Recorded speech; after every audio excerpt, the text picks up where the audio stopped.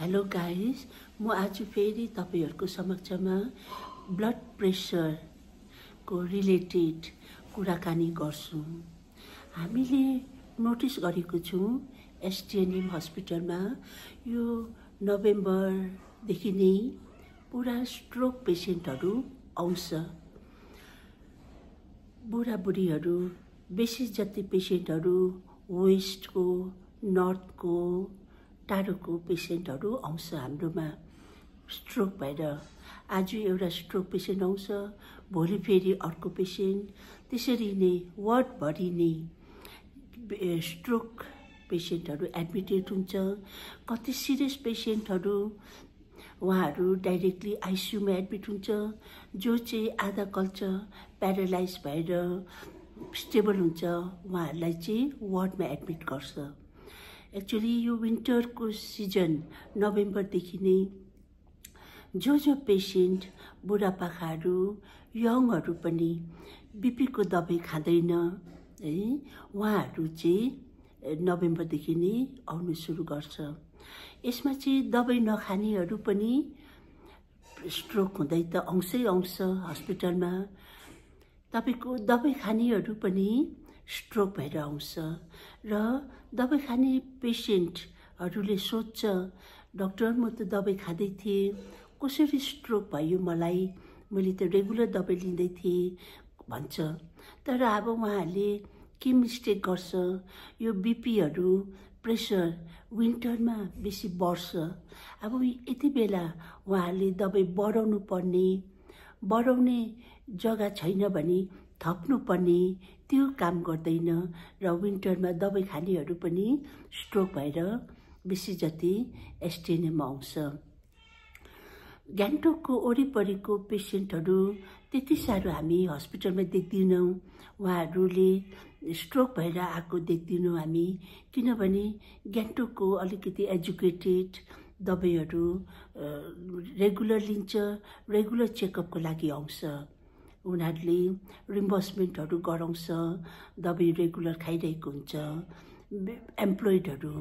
र हामीले यो प्याटर्न देखेको छौं कि गान्तोकको वरिपरिको एजुकेटेड, जोलाई पूरा प्रेसरको बारेमा नलेज हुन्छ, रेगुलर चेकअप आउनेहरु हामी त्यति हस्पिटलमा स्ट्रोक भएर आएको धेरै नै कम्ती देखेको छौं।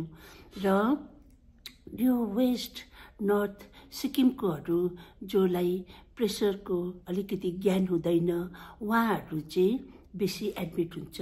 यो अहिले धेरै सालदेखि नै मैले हस्पिटलमा अब्जर्भ गरेको छु।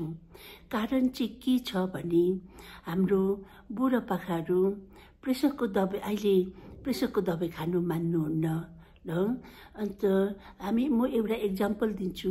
हाम्रोमा एउटा 84 इयर्सको पेशेन्ट छ, 84 इयर्सको लेडी हुनुहुन्छ वेस्टको। उहाँ अहिले हार्टको दबाई खानुहुन्छ, मुटुको प्रेसर बढेर यति साह्रो मुटुको प्रेसर बढेको छ, उहाँको मुटुले 40% मात्रै काम गर्छ। अन्त उहाँले हार्टको दबाई खानुहुँदैछ, अहिले हार्टको दबाई खाँदैछु म भन्नुहुन्छ, यति मकै जस्तो खानुहुन्छ है। तर उहाँलाई याद छैन त्यो हार्टको दबाई पनि प्रेसरको दबाई हो, मुटुको प्रेसर घटाउँछ र यहाँ हार्ट यताको पनि यो आर्मको पनि प्रेसर घटाउँछ। अल्टिमेटली उहाँले अहिले 84-85 इयर्समा प्रेसरको दबाई खानुहुन्छ। तर उहाँको हिस्ट्री मैले बुझ्दाखेरि उहाँलाई 30-40 इयर्सदेखि नै प्रेसर थियो रहेछ। तर उहाँलाई केही टाउकोहरु दुख्थेन, केही प्रब्लमै थिएन र उहाँले किन खानु प्रेसरको दबाई, एकपल्ट खायो भने सधैँभरि खानुपर्छ, त्यति किन खानु, किन वेस्ट गर्नु, अर्काले प्रेसरको दबाई खाँदै गरेकोलाई पनि त्यसै खाएको बनाउनु हुन्थ्यो अरे। अब अहिले उहाँले सपोज अहिले 85 इयर्समा हार्टको प्रब्लम छ, उहाँले 30-40 इयर्सदेखि राम्रो प्रेसरको दबाई खानु भएको भए, प्रेस खाएर मात्रै होइन राम्रो कन्ट्रोल राख्नु भएको भए, त्यसरी अहिले उहाँको हार्ट विक हुन्थेन है। अहिले कतिजना पेसेन्ट अहिले उहाँ त हार्टको प्रब्लम भएर आउनु भएको छ, अरू पेसेन्टहरू प्यारालाइसिस स्ट्रोक भएर आउँछ, कोही पेसेन्ट किडनी फेल भएर आउँछ, कोही पेसेन्ट आँखामा प्रेसरले आँखा ड्यामेज भएर आउँछ। त्यही कारणले म सजेस्ट गर्छु तपाईहरूलाई 30-40 वर्षदेखि नै प्रेसरको प्रब्लमहरू आउँदैछ भने तपाईहरूले रेगुलर चेकअप गराउनुहोस् र प्रेसरको दबाई यो 30-40 इयर्सबाट नै सुरु गर्नुहोस्। पहिला कम्ती डोजबाट सुरु गर्छ डाक्टरहरूले, त्यहाँदेखि त्यसले कन्ट्रोल छैन भने बिस्तारै दबाई बढाउँदै जान्छ। यो विन्टरहरूतिर प्रेसर अलिक कन्ट्रोल हुँदैन, त्यति बेला टेम्पोररी दबाई बढाउनु पनि पर्छ। र तपाईहरूको यो मुख पनि बान्नु पर्यो। प्रेसरको लागि नुनको चिया खानु भएन। यो प्रेसरको दबाईले जिउमा कसरी काम गर्छ, पेटमा नुन चुस्नु दिँदैन, किडनीमा नुन चुस्नु दिँदैन र यो नुनहरू युरिनमा फेक्छ। त्यही कारणले नुनको चिया चाहिँ तपाईहरूले एभोइड गर्नु पर्यो र सब्जीमा नुन चाहिँ नर्मल खानु पर्यो। जस्तो अरू फ्यामिली मेम्बर्सहरूले नुन हालेर जसरी सब्जी लिनुहुन्छ तपाईहरूले त्यही सब्जी लिँदा हुन्छ। नुन खोर्सानी चाहिँ नुनमा चोपेर खानु भएन, त्यो चाहिँ अझै डेन्जर हो। र तपाईँहरूको कतिजना पेसेन्टहरू मैले देखेको छु नुनै खानु हुँदैन रहेछ। मैले एकजना पेसेन्ट एन्काउन्टर गरेँ, बुढो बाजे 70-80 इयर्सको हुनुहुन्थ्यो। उहाँ त दुध भात मात्रै खानुहुन्थ्यो, त्यसमा नुन पनि छैन, केही छैन उहाँले।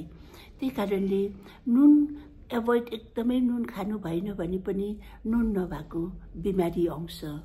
र तपाईहरूलाई यति नै बिन्ती गर्छु कि प्रेसरको दबाई टाइममा सुरु गर्नुहोस् र रेगुलर डक्टरकोमा भिजिट गर्नुहोस् तपाईले।